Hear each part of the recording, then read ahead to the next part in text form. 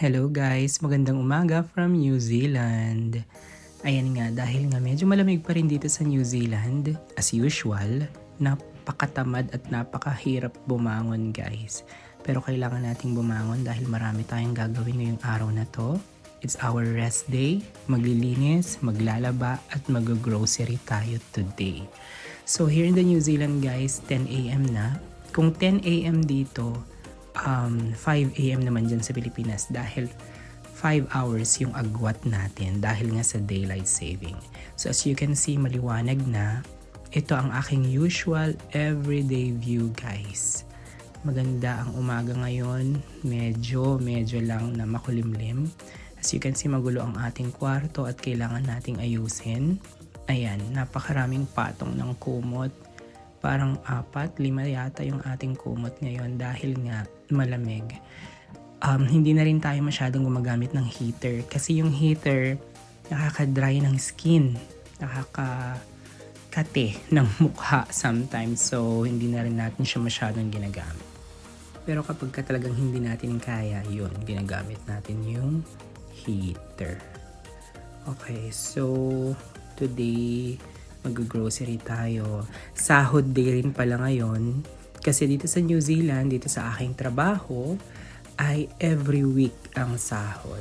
So on my next vlogs, ipapakita ko naman sa inyo kung magkano ang sahod ng McDonald's manager dito sa New Zealand. Hindi na natin i-compare. Pero McDonald's din tayo doon sa Pilipinas. Ayan, so first and foremost, kailangan nating mag-toothbrush, kailangan nating maghugas ng fess. Nagpalit pala ako ng damit kasi nga medyo malamig.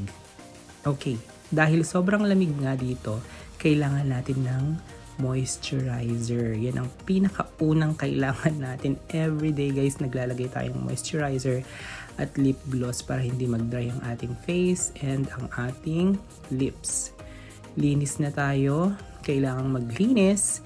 Dahil nakikita niyo naman dyan guys sa table na green, napaka-alikabok. Ewan ko ba kung saan nanggagaling yung alikabok na yan dahil lagi namang nakasara itong ating door, itong ating kwarto.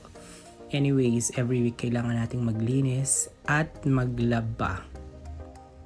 Ayan, hindi ko na napakita sa inyo kanina pero habang naglilinis tayo ay linagay ko na yung mga labada dahil syempre kailangan nating maglaba. Kung sa Pilipinas may tagalaba tayo, dito wala. Pero buti na lang, automatic naman itong ating washing machine. Mga 30 minutes to 1 hour lang tayong naglalaba. Okay, so ang weather dito ngayon ay maaraw pero mahangin. Actually dito hindi mo pre-predict yung weather Minsan maaraw, tapos biglang uulan, tapos biglang mahangin, ganyan. So tapos na yung mga labada natin, nasampay na natin. Let's go na sa loob kasi ang lamig. Alright guys, hindi pwedeng hindi tayo magkape. Okay, so nakikita niyo yung coffee ko brown, ang gamit natin dito. Napakahirap hanapin yan dito sa New Zealand kasi nasa Asian store or Filipino stores lang yan, which is very rare dito sa aking area sa Napier. So napakatagal kong nahanap yung coffee ko brown na yan guys dahil mas sanay tayo syempre sa lasang kape dyan sa Pilipinas. Ayun, so join me in my coffee guys. Everyday dito tayo nakaupo, nagkakape at pinagmamasdan ng magandang garden. Na sana may makausap kasi napaka-boring mag-isa. On my next vlog guys, ipapakita ko sa inyo ang aking pang ibang daily activities. Bye!